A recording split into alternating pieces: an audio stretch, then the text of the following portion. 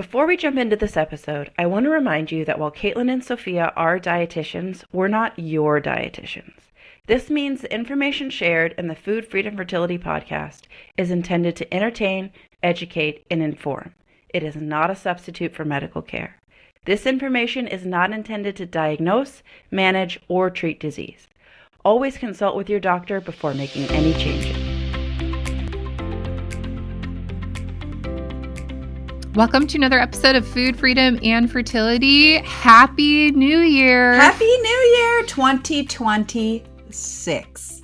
Can you believe that? I cannot believe that. But we are your two dietitian besties checking in here, Food Freedom Fertility podcast, where we talk all things health, wellness, fertility, and especially nutrition, because we're functional nutrition dietitians. And this is the place you want to be if you're trying to conceive, getting ready for preconception in the next few months. If 2026 is your year that you're trying to get pregnant, you want to tune into this episode. So welcome and Happy New Year. And I hope that you had a really great holiday time. Caitlin I know she had a very busy holiday time. Very busy, a lot of guests, Many hosting guests. People, hosting and hosting and hosting. I did a wee bit of hosting. My hosting is continued. From December 19th, we're recording this on January 2nd.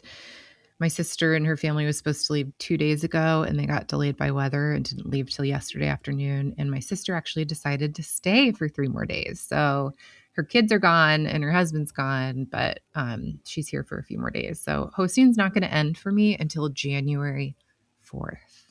Oh my gosh. Which is right before the real reason for the season, the most important day of the year.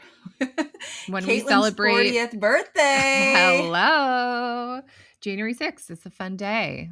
If it's not marked on your calendar, what are you even doing? It's a momentous day for mankind.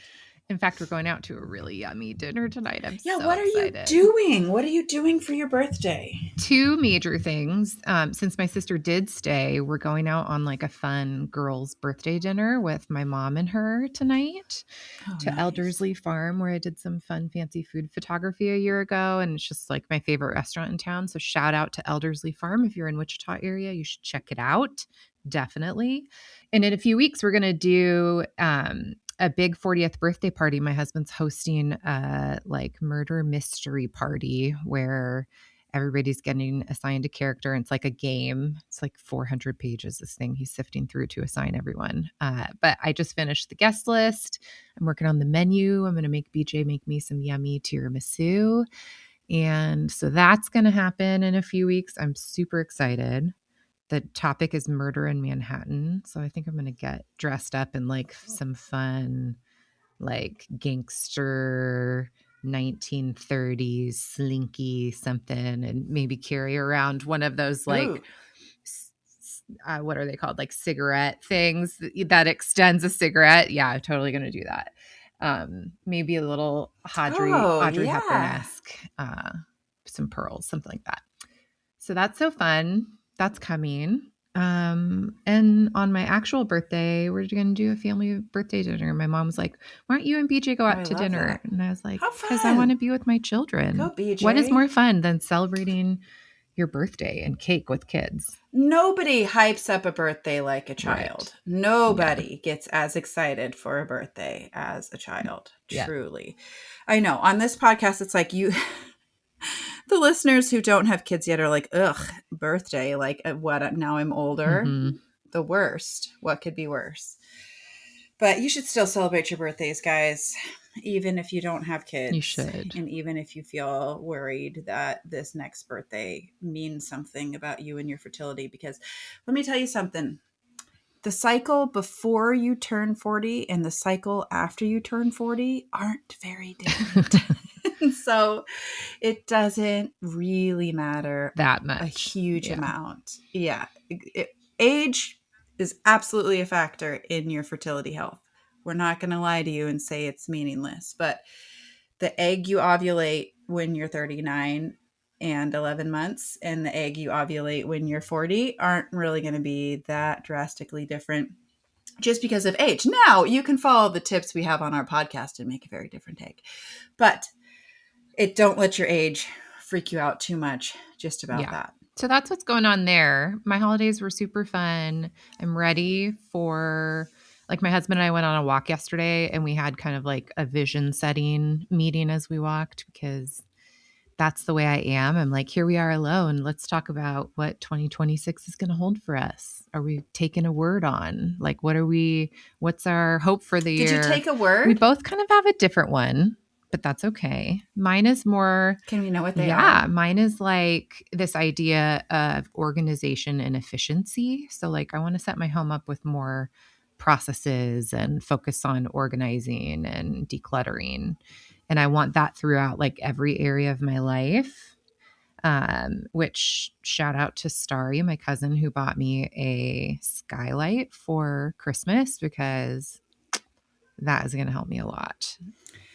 I have a I'm skylight, super stoked. and it is quite good. Yeah. The believe it or not, if you are a disabled veteran, you are eligible for a free skylight through the VA. No way. That's awesome. Yeah, we got ours through the That's VA. awesome. Yeah, isn't that wild? Yeah, they're like, hey, do you have a hard time remembering appointments and stuff? And he was like, boy, howdy. And they're like, well, we'll set you I think up. that's And so so they got good. us the Oh, skylight. so fun. Yeah. So that's kind of mine. His, I almost want to summarize his by like being more visionary, actually, because he had a lot of his goals were like related around to family Bible time and just tackling some different things we want to help in our parenting, and he has some big goals at work. So I would say like his is actually living out more of a like vision focused life. So that was awesome. And that's kind of the point of this episode is here we all are having conversations with our spouses, our partners, ourselves, our best friends about what is 2026 going to look like. And you are here tuned into a fertility podcast, so you probably care about that. And Soph and I want to hype you up on having your most fertile year in 2026.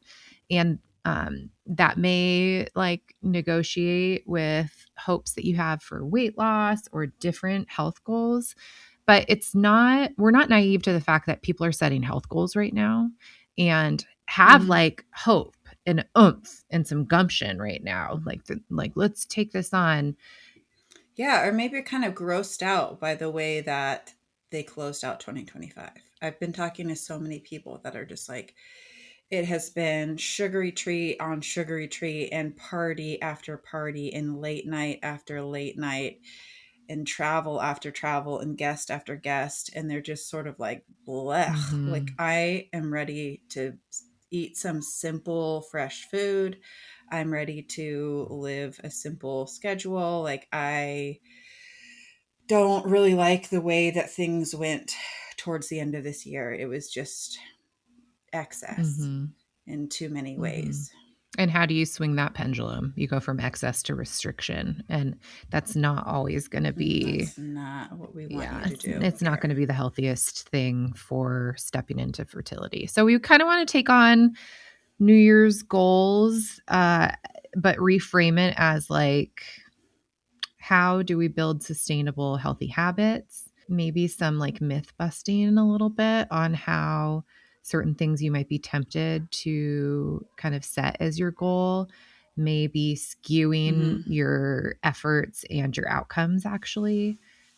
So I think like, let's just tip it off with the most obvious one, which is weight loss. People generally take on January as a time to get back to the gym, to cut out certain foods. A lot of people are tempted to do like a Whole30 or something like that and want to lose weight. They want to shed the extra pounds they put on in that time of excess, or they want particularly like a fresh start, and not very many days peeled back on the calendar feels like that. And so how do we like propel ourselves forward with a clean slate? You know, and something I think that is worth mentioning as well is you can save this episode and listen to it like anytime.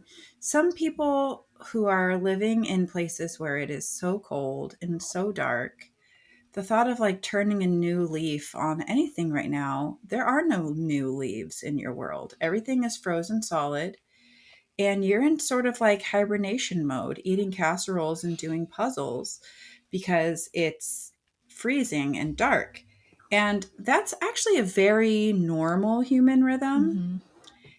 Mm-hmm. Very, very normal to do. And so you can put a pin in this episode and save it until you see that first blade of grass popping through the snow in a couple months. And if that feels better for you than putting like a pressure on your life to try to revamp something new when your world is still asleep for the winter, we fully support that here on the Food Freedom Fertility Podcast. I applaud Caitlin for going out for a walk with her husband, but she lives in Kansas where it is not peak outdoor weather season right now. And I happen to live in San Diego where shockingly it has rained and been cloudy for the past couple of days. But truly, even for us, it's still like 67 degrees when it's raining. And so, you could still conceivably get out and the be people outside, and there's a lot of outdoor the people in the spaces, Pacific Northwest are like, if rain keeps you inside, you never go outside. Yeah, what a loser. Who lets rain keep them inside? Truly. But like, if you're listening to this from South Dakota, from Minnesota, from Maine, if you're listening to this from Canada, from Northern Europe, yeah, it's Cody. You are going to be like, this is not really resonating. So I just don't want you to put any pressure on yourself to try to do something new right now. If you are just keeping on in your little snuggly winter bubble, and getting new habits going is much more in sync with your life if you start doing it in like March versus because honestly, winter just started. Like we literally just turned the page for winter, and January 1 being the beginning of the year is a very arbitrary time. It's not like this is. Yeah, it's the Gregorian calendar. Yeah. This is just it had to be some be time, really nice, and this is what they be chose. Really nice to be in the southern hemisphere where it's like summery right now. January 1's like a perfect time to start a new goal. But I will say we've had such a mild winter. We went for a walk in like 58 degrees yesterday, where by the end of it, I was like ready to take my sweater off, so. That's good walking weather right there. Perfect. It's like not too hot, not too cold. I mean, it's not hot at all, but anyway, this is a time people think about weight loss. Even I'm thinking about weight loss. I'm on a GLP-1 right now. And so you might hear me say, weight loss isn't really the thing to pursue. And that might feel really like, well, Caitlin, you're pursuing weight loss right now. Yeah, we had a whole episode last season about Caitlin's weight loss journey even. So I want to like look at this topic straight on and just encourage you that if the focus is weight loss, if that is something that you're looking for, especially if it is a valid goal for you to enter pregnancy in a healthier state, if it is a valid goal for, for a number of different reasons, I want to encourage you in a way to do it healthfully and in a way to set goals around what you can control and not what you can't control. And I think the first thing to really consider is metabolic health there, where the goals are supporting your metabolic health and you define them that way versus defining them by a number on the scale. So when talking about that, something that comes to mind is not weight loss, but building muscle mass. How do we pursue muscle mass in the new year? How do we pursue changing like our body composition in a way that is going to help us be more efficient versus... So just kind of reframing things from a perspective of like, how do we improve metabolic health so that we aren't losing weight and damaging long-term efficiencies or long-term health, actually. This is a huge buzzy thing right now. We just saw a research article come out on health outcomes of PCOS women going into pregnancy after GLP-1. Actually, I wonder if it was actually PCOS specific, but people that go into pregnancy fresh off of a GLP-1 and the metabolic outcomes of that. And people were gaining more weight in pregnancy and a number of things that made it feel like weight loss, extreme weight loss before pregnancy isn't a good idea. And I would agree with that. But is the problem the GLP-1 or is it the extreme weight loss? And this is, I think, why this conversation is important, that it's more nuanced than that. And it's not just about the weight, it's about your metabolic health. And increasing muscle mass is a huge piece of that. Sophia and I are so proud to be sponsored by TempDrop. TempDrop is a fertility sensor that you wear on your arm while you sleep, and it has a companion app on your smartphone that you can sync those temperatures with each day. That way you can track your cycle and know your own body while you're tracking your fertility trying to conceive. This is an incredible tool. It's one of the first things I like to recommend to new clients. And if you're listening to this podcast and trying to conceive, consider yourself one and head over to tempdrop.com. One of the reasons why I love this brand and this company so much is how value driven they are. It was born out of a husband and wife trying to conceive and trying to figure out basal body temping and making it easier. And in alignment with that value of making this information more accessible, they have just decided to lower their price. And in a landscape where everything is getting more expensive, I love that this company is making a bold move to make this product and this technology more accessible to women. So the new base price of this model is $189. This is incredible. You can even use our code FFF10 to get 10% off this new lower price. So head to our show notes or to tempdrop.com, grab yourself your fertility monitor, choose the size that you need, throw that code into the checkout area, and get tracking your basal body temperature today. We are taking a break from the episode, and I want to chat with you a little bit about Fertility Cloud. If you've been told you need help ovulating, or you have PCOS and you're trying to figure out your next fertility step, I want to tell you about Fertility Cloud.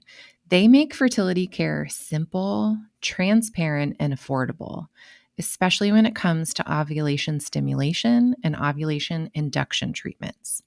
Instead of waiting for months to see a fertility specialist or getting hit with surprise bills, Fertility Cloud lists every price clearly right on their website. You'll see exactly what you're getting into and exactly what it costs. No hidden clinic fees, no surprise invoices later.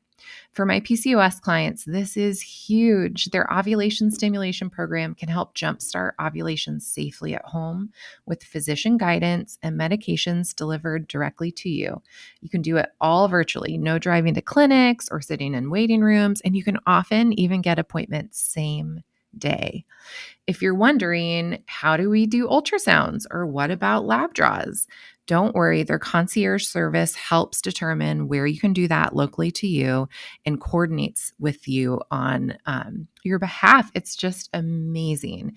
And here's the best part. If you're ready to take that next step, you can click the link in our show notes and get $50 off your first appointment. That means you get right in front of a fertility specialist for $115. That first visit gets you matched with a fertility doctor who actually understands your needs, and you'll walk away with a clear plan for your next cycle. So head to the link in our show notes, book your appointment, save $50 on your first Fertility Cloud visit, because fertility care should be transparent, affordable, and built for you. Yeah, so let's talk about how to increase your muscle mass. What can you do about this? And listener, you may have noticed I changed locations. There were kids playing outside the window. Those damn kids in my neighborhood. No, but they were just loud as hell, so I had to move. Anyway, how do you increase your muscle mass? What does one do about that? Well, we're dietitians, so we'll start first of all with the nutritional perspective on this, but there's obviously a big lifestyle component to this as well, a very big one. So the first thing that you need to do is you have to eat adequate calories. That's really number one. It doesn't matter if the calorie is carb, protein, fat. If you aren't eating enough calories, your body isn't going to build, period. It just won't. That's not how our bodies work. You can't build a house without building materials. So you can't build more muscle without the right fuel in order to do that. Now, when you've really just reached the threshold of like, what is minimum calories? And, honestly, when you're starting off with this kind of thing, don't make it extremely complicated. You don't need to go to like the dunk tank person to figure out your exact perfect resting metabolic, whatever.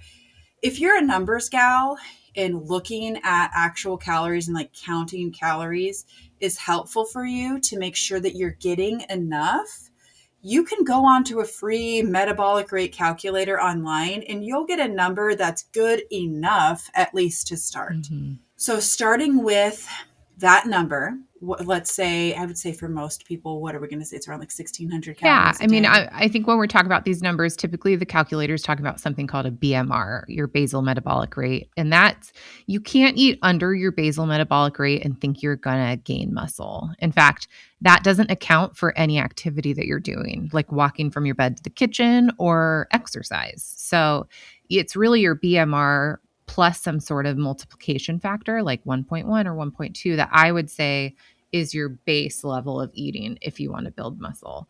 So like looking at that number, yeah, that might be about 1,600 for some women. It might be closer to like 1,800 for some women. Mm-hmm. So that's like a baseline. If you're eating under that, which most kind of calculators that live in things like Lose It or MyFitnessPal, it's taking that BMR, it's multiplying it by an activity factor that includes maybe how much exercise and what type of exercise you've told the calculator that you do. And then it's asking you a weight goal and how quickly you want to reach it. And it's subtracting some sort of calorie metric that's going to get you to that weight goal. And oftentimes that subtraction is actually going to shoot you in the foot because it may bring you down to eating underneath your BMR. And that is where a lot of this like diet culture calorie calculating things go wrong, because they're not accounting for putting a part of the algorithm that you can actually really damage your metabolism or stop yourself from being able to build muscle if you undereat, like Sophia said. Like eating enough calories is a baseline important piece to metabolic health. Yeah. So that's really, we have to mention that first, because where you're working out, what you're doing, how many grams of protein you're eating, all of these things, they will not work if you aren't hitting this baseline amount of calories first. That's just the truth. It's just how our bodies work. You're not going to gain muscle by underfueling. You can't do it. Your body can't do it. So that's really step one.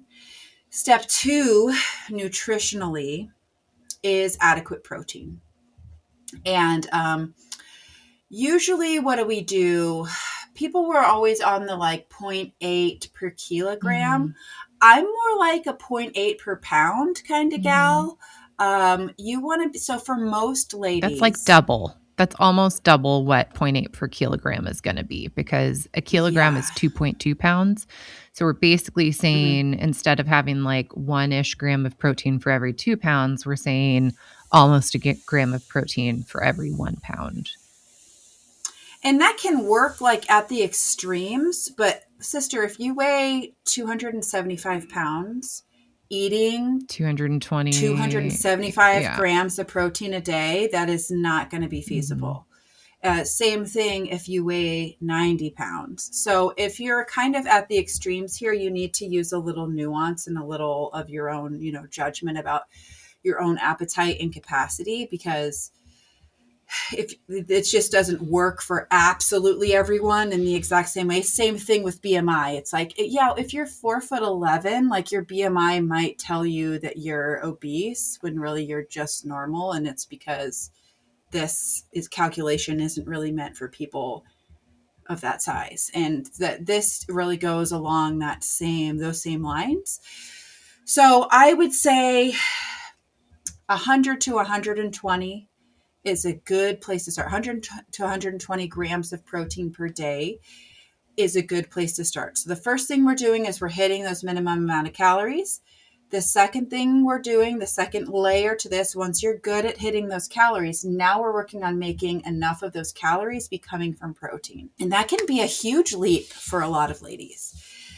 If you're used to like a peanut butter toast for breakfast with a, latte with oat milk, and then you're having like a salad at lunch, and then dinner, some like pasta, you're going to find that you are hitting nowhere near the protein that your body actually needs to build and maintain muscle mass, which is part of the issue that we see here. A lot of ladies this is now that we're getting a little older, just to dip into the perimenopause tank for a second. The ladies that have these really difficult perimenopause and menopause experiences, by and large, are the ones that were eating this way. And your body just can't cope anymore once your hormones shift. It wasn't good for you then, and now you're paying the man now that your hormones are shifting. So same thing really happens in pregnancy. And if that's the goal, then if you think that your 40 gram of protein day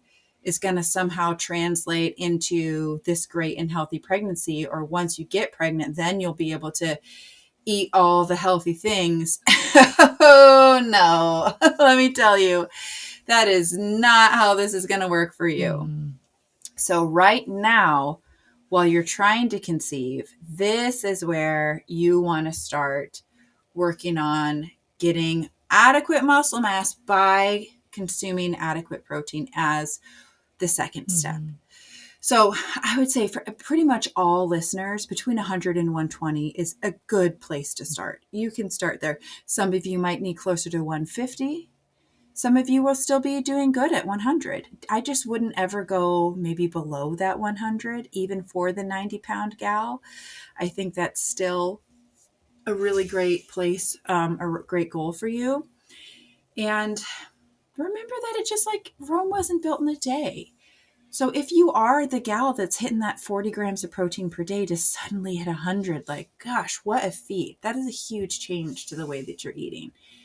It might take a couple weeks of you reading labels and being like, okay, well, I can use this yogurt and it gives me an extra 10 grams and not really that different of a price point or different of an experience. I can do this, or I can add some beans here. I can add some chicken there. I can have egg instead of oatmeal at this meal. And it will all add up over time.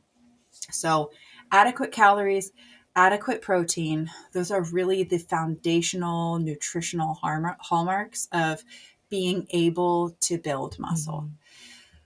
You do not need creatine supplements. You don't need protein powders. Listen, protein powders can be a tool. Don't get me wrong. If you can sprinkle some of that in your coffee and it brings you up a few grams of protein at breakfast, rock on. But this should not be the mainstay protein source of your day. And you certainly don't need it. You can eat eggs, dairy, fish, meat, beans, nuts, whole grains, and get your protein that way just fine. All of these sort of powders and high protein, gosh, protein is such a buzzword right now. You can get high protein graham crackers. You can get high protein marshmallows. You can get anything high protein. You don't need to do all of that. What you need to do is base every meal and snack off of real food, high protein. Now, if you want to eat some s'mores and you are looking for a high protein version, I'm fine with that. I'm not going to tell you don't go buy the high protein marshmallow, but don't think that the high protein marshmallow is somehow the key to you reaching these goals, because it just isn't that complicated and it isn't that sexy. It's eating the same foods you've heard us say 100 times. And it's not even just not that complicated, not sexy. It doesn't need to be that expensive, because as soon as you start buying these specialty products that are added protein and everything, or protein replaced, it all of a sudden gets so expensive. Like triple the price. I really like a kind of a snack mix that I forget the name of it right now. It's an island down in California. Catalina Crunch. Yeah. I love their snack mix. It is higher in protein. It is also so expensive. Like, I'm not going to eat half a cup of that every day because it's just too expensive. I'm much better off eating a couple hard-boiled eggs at a snack time. Yeah, half a cup of lentils every day. So I think sometimes we think, oh, it needs get more protein, get more of these products. That makes life easier. It also makes it a lot more expensive, and it doesn't have to be. Everybody's sensitive to rising costs of groceries right now. And when you base your entire, Costco haul on Catalina Crunch and Kevin's pre-made high protein Whole30 chicken and protein waffles and protein pancakes and protein cereal. And it does start to get really expensive. And I do want you to understand, listener, these are ultra processed foods. Just because the frozen waffle says protein on the front of it does not mean it's somehow this superior unprocessed product compared to the Eggo. It's really not. When you're eating a waffle, you're eating a waffle, a prepackaged frozen waffle. It is what it is. Am I telling you should never, ever eat these things? No, I eat them. Caitlin eats them. But should this be the backbone of your diet while you're working to eat enough calories and eat enough protein?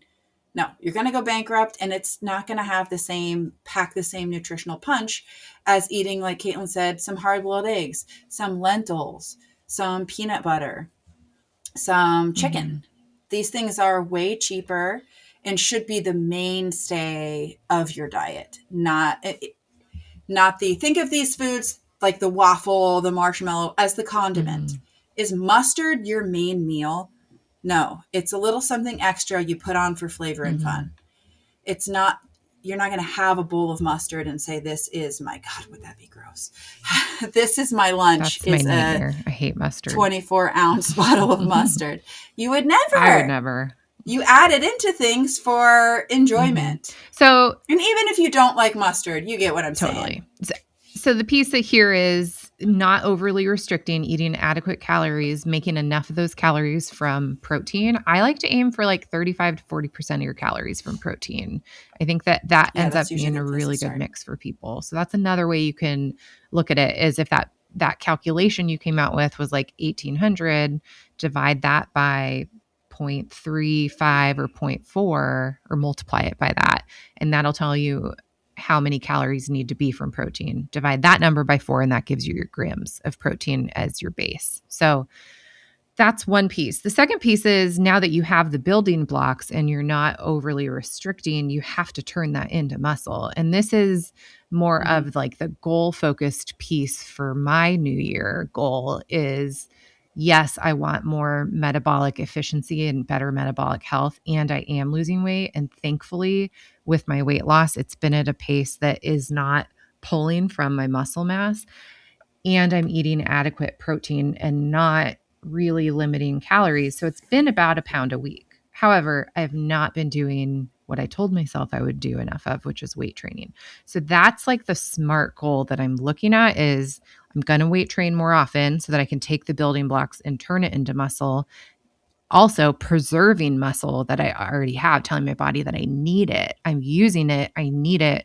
Don't turn to this as a store of nutrition. It's a store of power. Like technically it also stores nutrition because you have something called myoglobin, which is how you store sugar in your muscles. But to not get into the weeds here. Well, I'm sorry, I have to correct you. The myoglobin is not the sugar in your muscles. That's the iron and protein in your muscles. It's the muscle glycogen. Yes, thanks for saying that. That's my perimenopausal brain. I know you don't care, listener, but maybe one of you does. Yeah, one of you does, and then I'll sound stupid. So, all right, I got to take off my pregnancy support belt here, everybody. So it's giving me a little too much of a space. So yeah, so like having that staying power is something that you need to tell your body you're using this. You need it. Don't turn to this for access to amino acids. Don't use this for fuel. And so that weightlifting piece, that resistance training, that's where like my actual specific goal is. It's not to lose less muscle mass as I'm losing weight. My muscle mass retention is actually really good, but I want to actually build muscle as I'm losing weight, not just preserve and not just limit the loss. And so my goal is 3 like muscle using, muscle building, strength resistance with weight sessions a week. And if I do no other exercise, which I do, I walk and do other things, that's like the goal and the focus of my goal, because I can't necessarily make the numbers do exactly what they want. A body is a body, and your body's not saying like, how many calories did you eat today? It's saying in the different cells, like, I needed more amino acids and I didn't get it. So I'm going to pull from this area.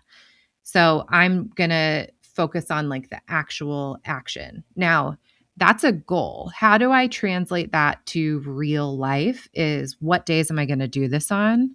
Where in my schedule am I going to make or find the bandwidth to focus on this? And what's my fallback plan for, like, if it's going to be Monday mornings and I wanted to go to the YMCA, but I actually have a kid that's homesick, like, what's plan B? Because if you don't have a plan for those moments, you won't succeed. So what that looks like for me and my goals are Monday mornings. I want to at least have one day where I like leave my house for weight training, because I find that I lift heavier when I go to the Y than if I do something at home. Oh my gosh, amen. One where it's body weight at home that I fit in on Wednesday or Thursday, depending on how my schedule is that week. And then Saturday mornings, we did invest in some fun weights at my house. Saturday mornings are going to be a time where my husband makes sure that I have the bandwidth, that my kids are taken care of. And it's only like a small percentage of time of the whole day that I need to be doing this. So I've found like those pockets. I've added them to my calendar so that they're not something that can easily get replaced, like with a dentist appointment. Yeah, nobody's going to schedule a dentist appointment during that time. And I think that that's where oftentimes these health goals really fall off, is whether it's, okay, I need to eat more protein. How am I going to do that? The how am I going to do that requires you thinking of more protein-rich foods, getting those foods into your meal rotation, and grocery shopping for those ingredients. So it's not just eat more protein, get 120 grams base for a day. You have to like take that goal and translate it to the things that are going to help you actually achieve the goal. And for me, the resistance training actually requires me putting it on my calendar. And now I have my skylight that's hanging in my kitchen. I can walk by it on a Monday morning and go, really putting a lot of pressure on this skylight. It better do a lot of stuff. Oh, it's going to do so much for me. I can already tell. I'm going to walk by it and go, oh yeah, as I'm making breakfast for my kids and dropping them off at school, Seamus and I just go straight to the Y. I better make sure I have my workout clothes on for this car ride. It's one less transition. The plan's already built. We're just going to go do it. So I would encourage you to take this episode and whatever you glean from it in terms of what you need to do in your personal health journey for your fertility in 2026 is not just like the visionary piece, but the implementation, like the translating it to how you implement it in your life that really matters. Really? I mean, because this whole notion of new year, new you, that's crap. You're still you. You still like what you like and don't like what you don't like. You still have the same obligations, the same habits, the same vices. You are still you. So just because it says 2026 on the calendar instead of 2025, this doesn't automatically mean that you are going to be great at weight training and great at setting screen time limits for yourself and really good at planning all your meals. And no, you're still you. You're still going to be good at what you're good at and bad at what you're bad at. So plan something that works for you, not the dream version of yourself that you're hoping to be this year, but actual you. How many times a week are you eating at a restaurant right now? You, real you, not who you envision yourself to be, but the real you. If you're talking about a number that's like above maybe 3 meals a week, well, we need to come up with what you're going to order at these restaurants that's going to fit these goals. Because you are you're eating at restaurants. You do this. It's a part of who you are. So thinking that because it says 2026, you're going to go to the farmer's market and buy a whole lamb and butcher it yourself and cook it throughout the month is ridiculous. You're not going to do that. You're still going to go to Chipotle. You're still going to drive through Chick-fil-A. So what are you going to order at Chipotle and Chick-fil-A that's going to line up with your Amen. goals? That's the place to start. Not, oh, I'm going to be somebody completely different this year.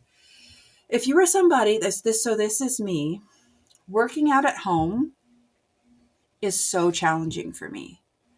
Not only do I do, when I actually do it, do I do so much less, so fewer reps at a lighter weight and just less things in general, but I find 100 reasons to not actually do it. Now, with my life and husband traveling for work and kids and everything, if I want to exercise, and I'm being honest with myself, there are going to need to be some home gym workouts included. But for that to be my primary plan of how to build muscle in 2026, I will fail at that primary plan because I don't like it. Historically, it's never really worked for me, and I'm not going to magically be somebody different in 2026. So I got to come up with something better for myself. What I've been doing lately for the past, year or two is there's a gym near my house that I really like that does all the programming for you. So it's not like the Y where you like go in and there's all these machines and you have to decide What you're gonna how much do. of what you're going to do. I willed in these circumstances. I go in there and it's like, okay, today is bench press day. So we're going to be doing, working up to your heaviest set of 5 bench press. In between sets, you're going to be doing glute bridges and ball slams. And that's what everybody in the gym is doing. And so it makes it to where, like, if you're not doing that, now you're being sort of a disruptive weirdo. So The peer if pressure. you think you're just going to like scroll your phone and stroll around, you're certainly not going to do that in this environment.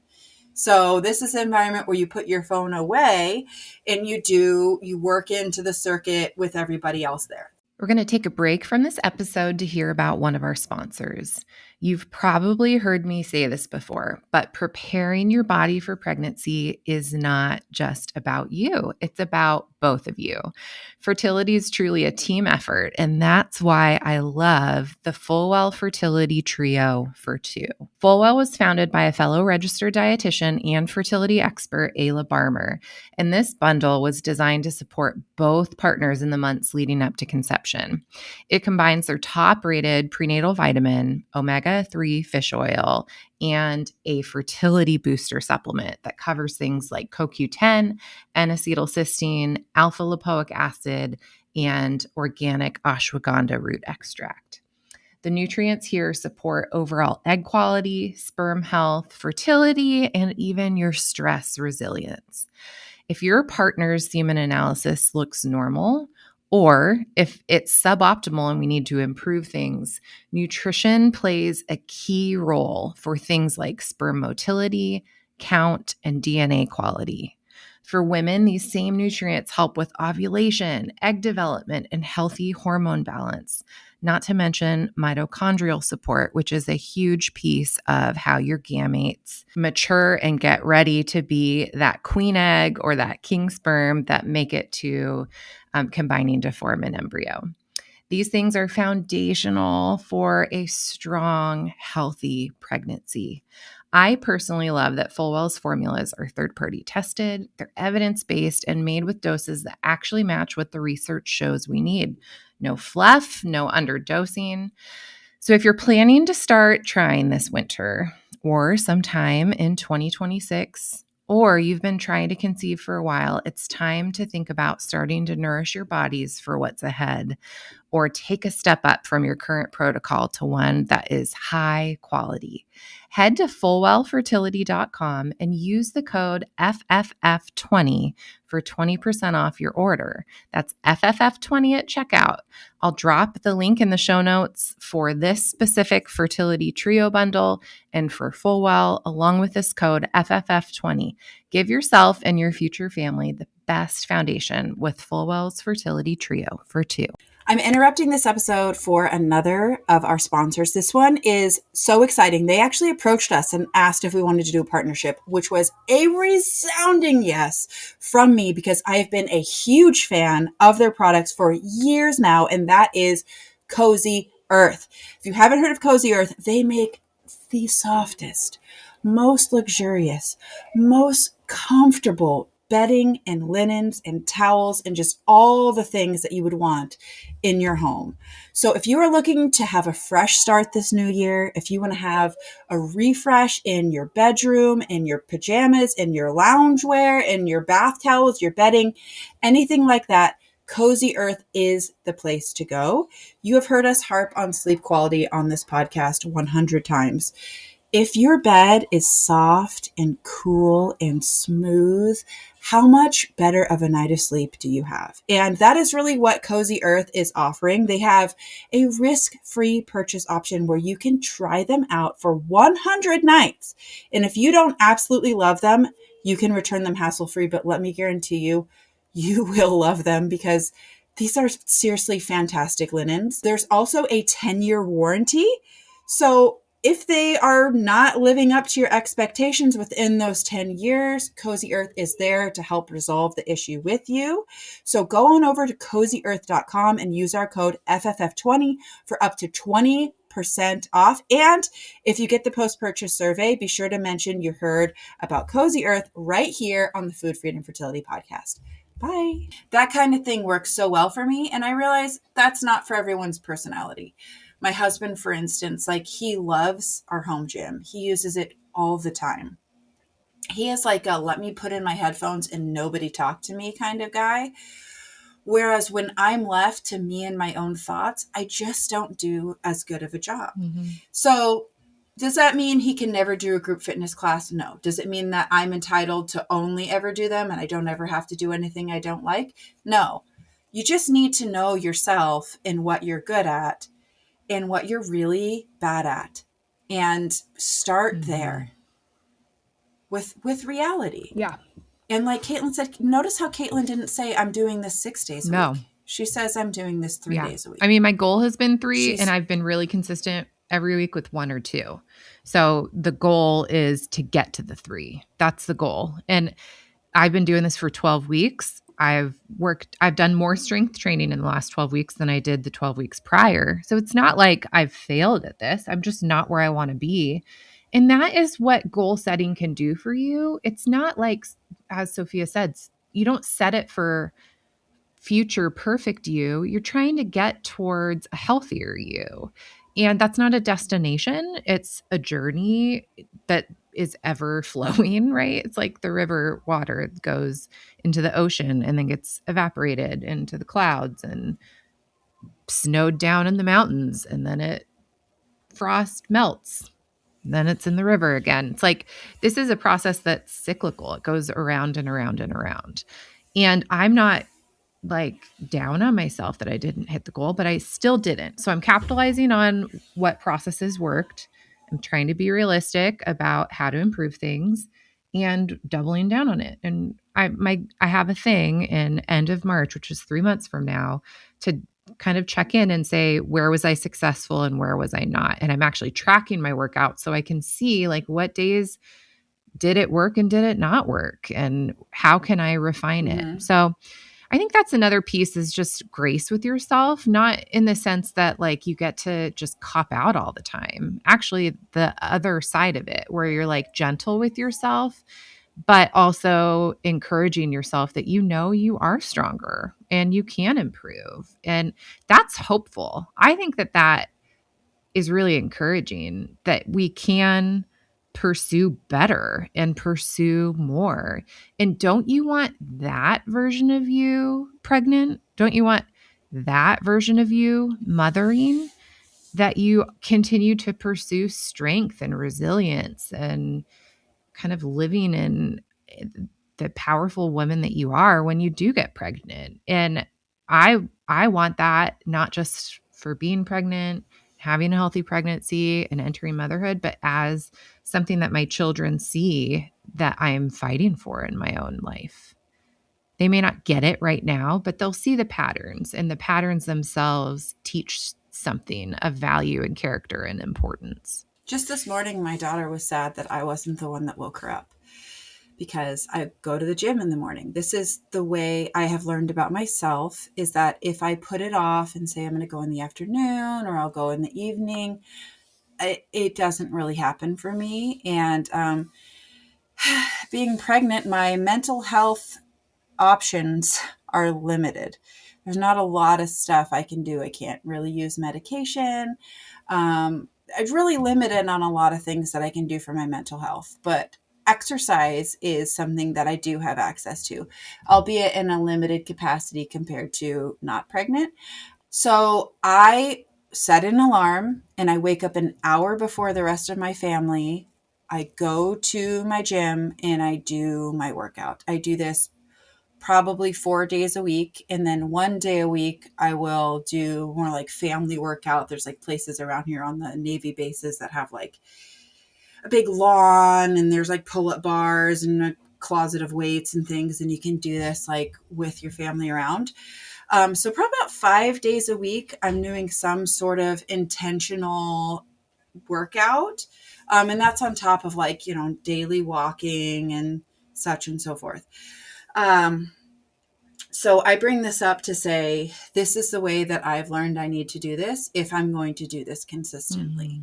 And it's very important to me, very important for me, somebody with my mental health diagnoses and past and everything like that. I really can't skip all of this and be well and be able to make podcast episodes and answer emails and show up for people. Like, it's a really big part of me being well.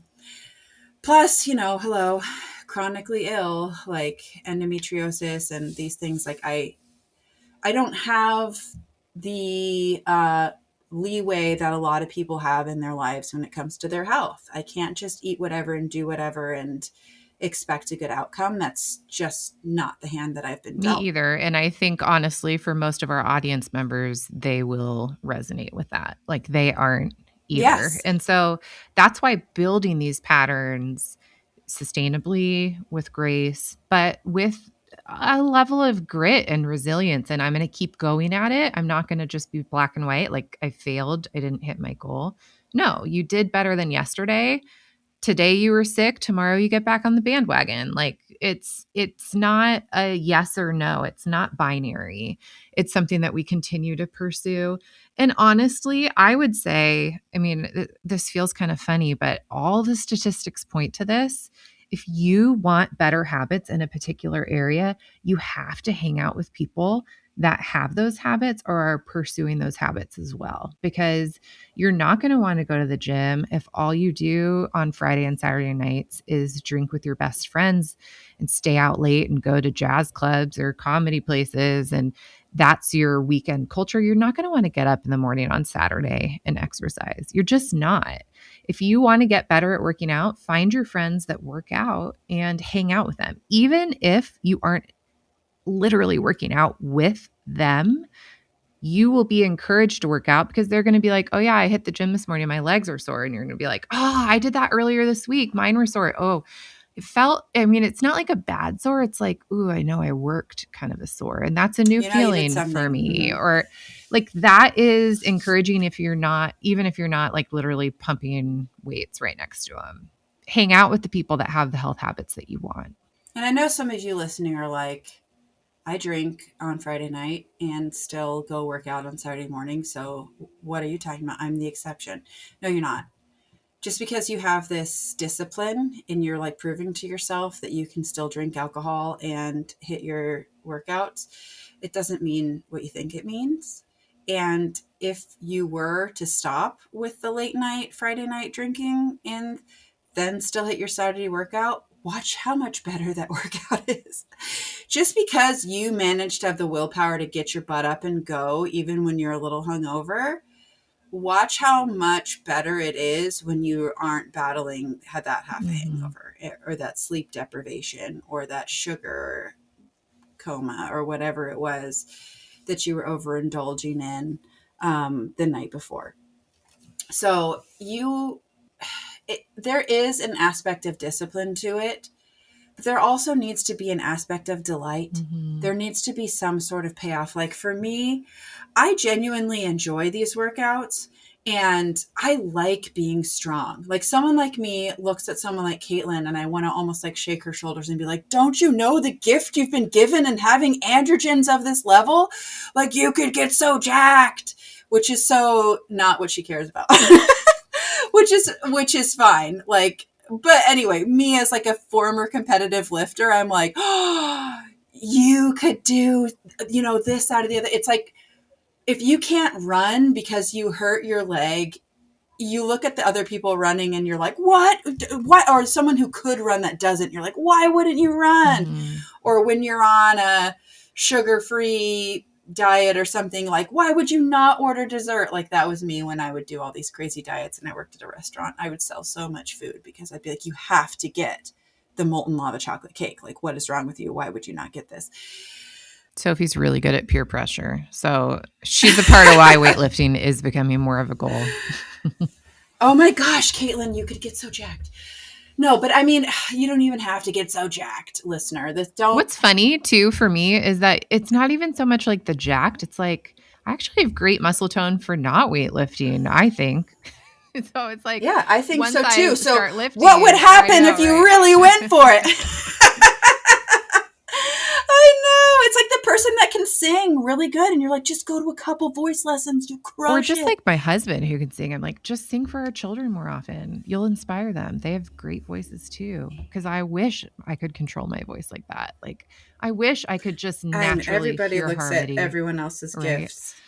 Oh, heart, please don't even. I know. I am like astonished when people can do Fiona can like hear a song just like my husband, and she'll just start naturally harmonizing. And I'm like, you little 8-year-old wonder, how does your brain do that? It's so beautiful. And I want to do that so much. I want to let me just say a couple more things about weightlifting, okay? Because there are even more trickle-down benefits of having more muscle mass that you may not realize while you're trying to conceive, okay?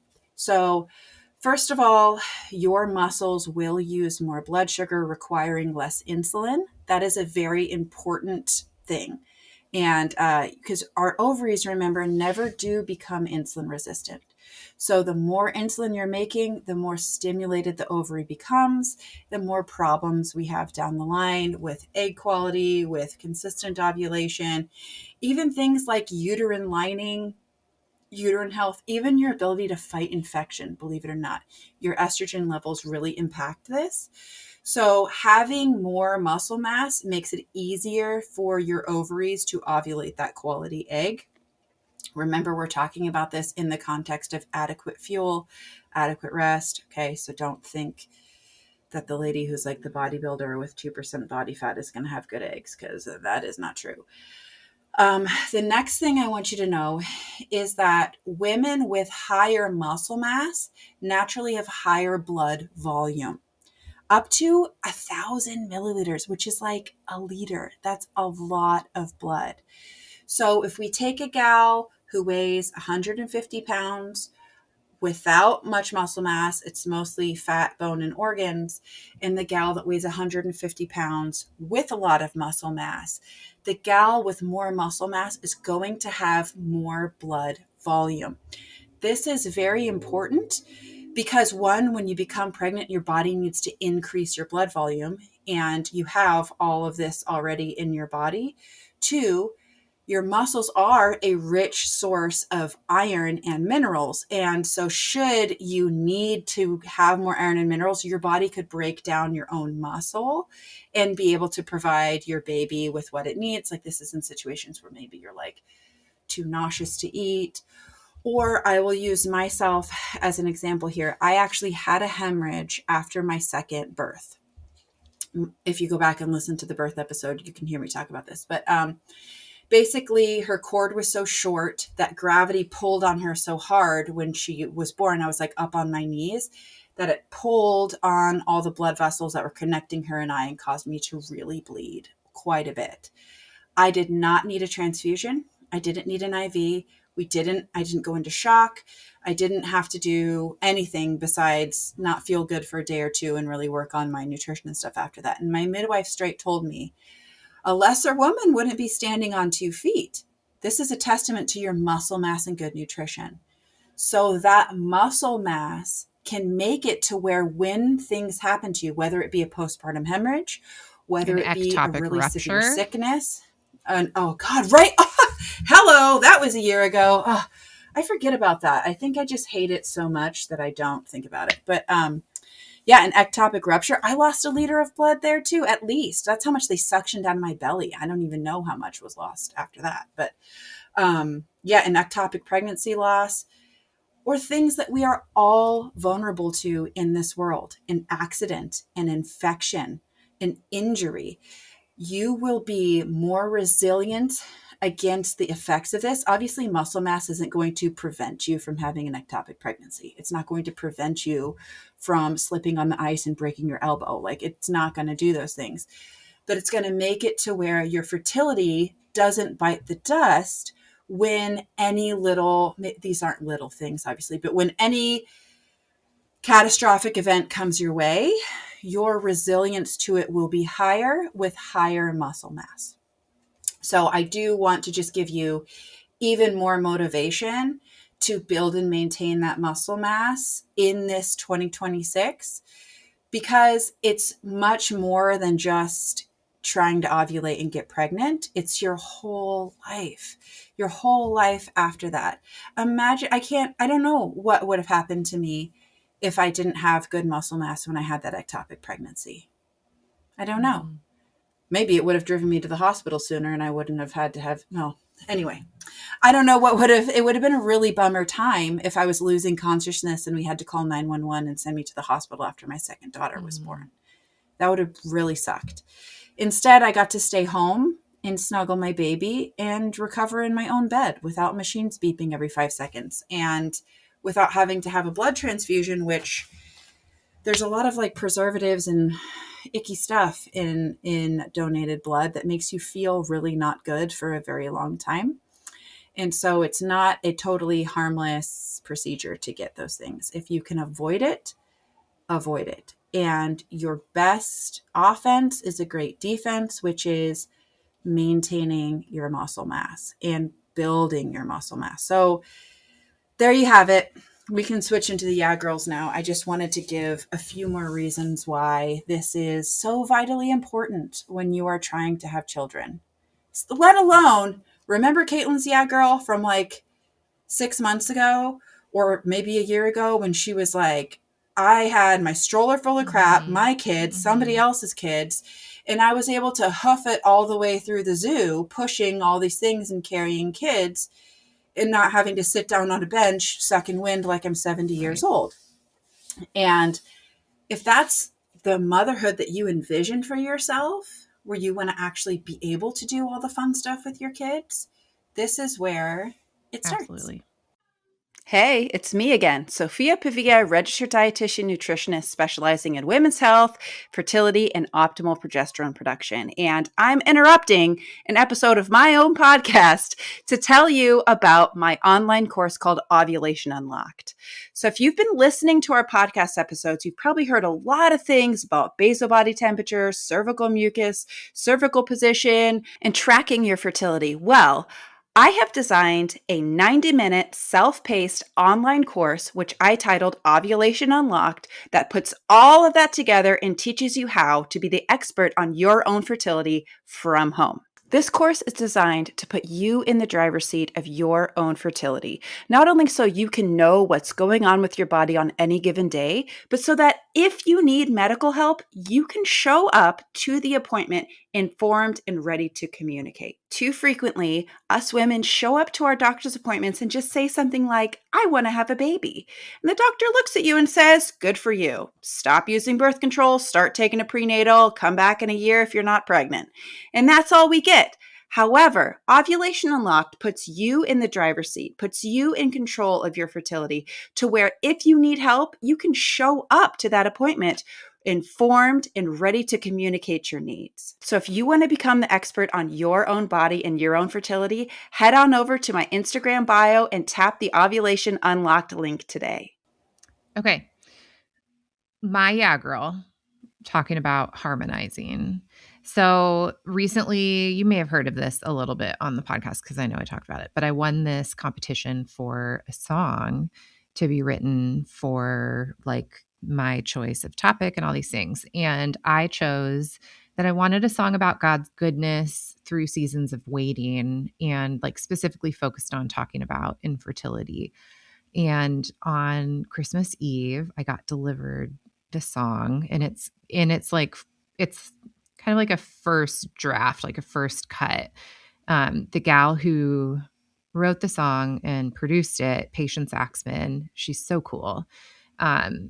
She ended up loving it so much it's going to get like released on Spotify and going to become a whole thing.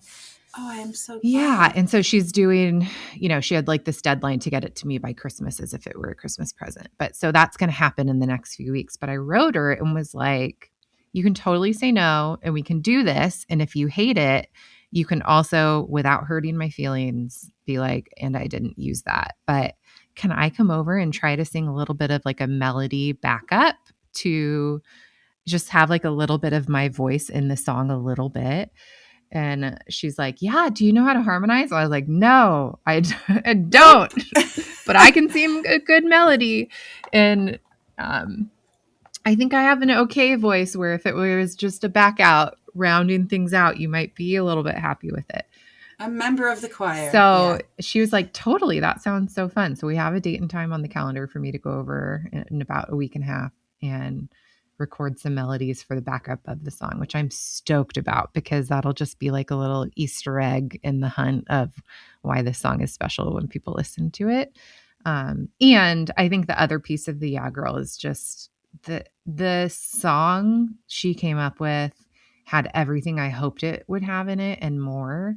And it actually doesn't literally mention infertility. It's much more about like a season of waiting and looking to God and seeing his provision and his goodness and looking back on how he's shown up for you and relying on his presence in seasons of waiting as a mechanism of comfort, and not just like how Felicia put it on the episode, which was something I gave her for inspiration of writing the episode, was having your faith be in God and not in an outcome, and having your trust be in God and not based on whether that prayer gets answered or not, but in just God's presence and God's goodness. And I think that shift is really powerful. So that's going to come out sometime really soon, the next number of weeks. And I'm stoked about it. Whether I end up being a backup little bit of a melody in it or not. The song she named it The Father You Are. And it's so good. So that's my Yeah Girl. I love that. Yeah, girl. I got to listen to the song as well, and it is very sweet. It just definitely brought a tear to my eye because there are so many seasons of waiting in life. I mean, life really is a season of waiting in so many ways, that we're all waiting on the return of Christ. And what do we do with the waiting? Our life happens in the waiting. What are we going to do during this time? Are we going to despair? Are we going to try to comfort ourselves with all kinds of nasty things? Or are we going to make this time of waiting as good as it can be for us? That's really what that song gave me. And trusting in God, even when you're in the waiting. I mean, I'm pregnant right now. I'm waiting for my baby to be big enough to be born / dreading birth. That's a whole nother story. Okay. So that's a great Yeah Girl. Yeah Girl, Caitlin. Yeah Girl, Patience. What a funny thing that her name is Patience and she's making a song about waiting. Okay. What's my Yeah Girl? Oh my gosh. I have so many. That's so fun. That there's a little bit of sun coming out today. We have had just gray, which might sound stupid to some of you that we've had 3 gray days in a row, but that is a lot in my neck of the woods. And the prices we pay to live here, please. And so it's been really nice to have a little bit of sunshine today. That has helped so much. My husband and I finished a show that we've been watching. We watched the series finale of Andor last night. I don't know, has BJ been watching Andor? He has, but I thought you were going to say Stranger Things. I am not going to watch that show because I have heard so many great things about Andor, and I've heard nothing but complaints about Stranger Things season 5, that it was just... I loved it, but... a joyless cash grab. No, I loved it, but... You love everything that I don't like, though. We have very different tastes. Caitlin's like, you want to know a great movie? Fantastic Beasts. And I'm like, I wished I could have got trampled by one of those beasts instead of watching this movie. But I wouldn't say that I think it's a great movie. I would just say I'm thankful the universe continued because I enjoy the Harry Potter universe. And I don't need it to be incredible such a bad things job. in different ways. I'm just glad the universe continued. Stories and character development are, I'm realizing, very important to me. And that's part of why I really loved Andor. It started off with me being like, this is the worst. Like, this character is nothing like who they portrayed it to be, which is one of my complaints about those, like the prequel type things. My gosh. Yes, the prequels of Harry Potter. I'm like, this Dumbledore seems like somebody who's never seen any Harry Potters and just came up with a Dumbledore all on his own. Not like the books, not like the movies, a totally different and I think character. That's the piece of it, right? Like, there isn't a book to base Fantastical Beasts on, really, right? They're not leaning into J.K. Rowling's. What is this conversation? Thousands of pages of books. It's, it's a prequel based on nothing. So it's not going to be as good as when J.K. Rowling designs it. It's not, but if you're going to play an iconic character, shouldn't you try to play that character? But so this was my issue with Andor, is I thought from the start, like, this is lame. But what it ended up being is like my favorite thing in all of movies and books and whatever is like watching the character develop. I love that. That's part of why I love Harry Potter, is like Snape's character arc and seeing Harry develop into who he becomes. And like, that's the kind of thing that I love so much. And there was a ton of that in Andor. It started off at a place where I was like, this is so lame. And there's other things that just, are trendy to do on TV these days, which like have 105-pound woman be like the powerhouse battle warrior. And you're right.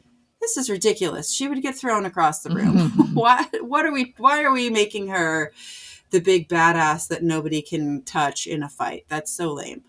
It's obviously like agenda driven. But then anyway, this was really good character development. And plus, it's so fun to have mutual enjoyment with somebody over something that you really like. It's the same feeling you get when you're like, I'm going to take you to my favorite bagel place. Exactly what I was thinking about. Exactly what to order. Like, that's how I feel about taking my sister to this restaurant tonight. Is like, this is my favorite restaurant in town.